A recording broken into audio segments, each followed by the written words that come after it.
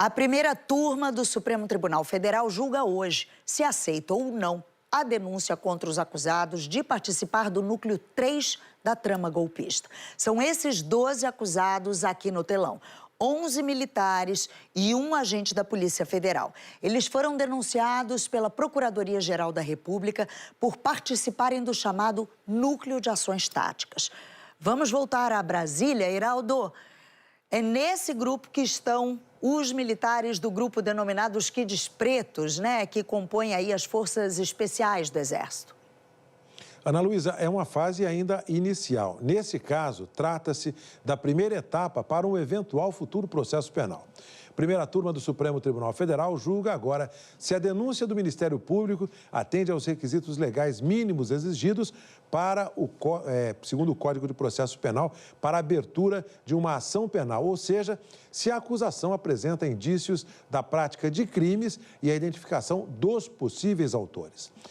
Só a partir dessa etapa, caso a denúncia seja aceita contra cada um dos investigados, aí sim eles se tornarão réus, passarão a responder às ações penais, que devem ser individualizadas perante a Suprema Corte. Reportagem de Márcio Falcão. Serão julgados 11 militares e um agente da Polícia Federal.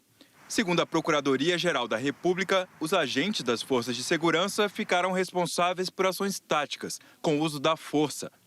É o caso da operação chamada de Punhal Verde e Amarelo, que previa o monitoramento, prisão e até o assassinato de autoridades.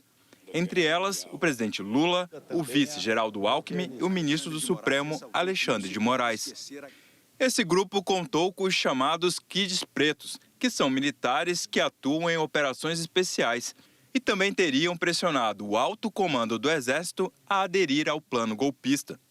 Eles foram denunciados por organização criminosa armada, tentativa de abolição violenta do Estado Democrático de Direito, golpe de Estado, dano qualificado e destruição do patrimônio tombado. No julgamento, a primeira turma vai analisar questões processuais apresentadas pelas defesas. Depois, os ministros vão julgar se os fatos narrados pela PGR configuram crimes e se há indícios contra cada um dos acusados. Em outra frente, a ação penal do chamado núcleo crucial da trama golpista, que inclui o ex-presidente Jair Bolsonaro, entrou em nova fase. Foram ouvidas 4 testemunhas da Procuradoria-Geral da República nesta segunda. Falaram sobre os principais pontos da acusação. Os depoimentos não foram gravados, mas a imprensa acompanhou a audiência. Além do relator Alexandre de Moraes, os 4 ministros da primeira turma também assistiram. Em um dos depoimentos, Adiel Pereira Alcântara, ex-coordenador de inteligência da Polícia Rodoviária Federal, contou sobre o direcionamento da força. Disse que ouviu uma ordem do então diretor de operações da PRF, Jairlon Henrique Moura, para que a inteligência do órgão atuasse para reforçar abordagens a ônibus e vans. Adiel disse que estranhou a ordem e que ouviu do então diretor, que estava na hora da PRF tomar lado, que tinha que fazer jus às funções de direção e que aquilo era uma determinação do diretor-geral. O principal depoimento do dia foi do ex-comandante do Exército, general Marco Antônio Freire Gomes. Ele afirmou que no final de 2022 foi chamado para uma reunião em que Bolsonaro apresentou o que classificou de estudos sobre estado de sítio e de defesa, além da garantia da lei da ordem. Esses instrumentos estão na Constituição, mas não respaldam uma tentativa de ruptura institucional. O general afirmou que na reunião ele estava focado na lealdade de ser franco ao presidente do que pensava, que o brigadeiro Carlos de Almeida Batista Júnior, ex-comandante da Aeronáutica, também foi contrário a qualquer coisa naquele momento e que, como foi muito enfático naquele momento, que ele se lembra que o ministro da Defesa, general Paulo Sérgio Nogueira, ficou calado e o almirante Garnier, então comandante da Marinha, apenas demonstrou o respeito ao comandante-chefe das Forças Armadas, que ele, Freire Gomes, não interpretou como qualquer tipo de conluio. Após essa fala, o ex-comandante do Exército foi advertido por Alexandre de Moraes sobre o crime de falso testemunho.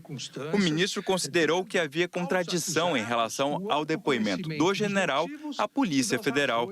Em março do ano passado, Freire Gomes afirmou que ele e o brigadeiro Batista Júnior afirmaram de forma contundente suas posições contrárias ao conteúdo exposto, que não teria suporte jurídico para tomar qualquer atitude, que acredita, pelo que se recorda, que o então comandante da Marinha, Almirante Garnier Santos, teria se colocado à disposição do presidente da República.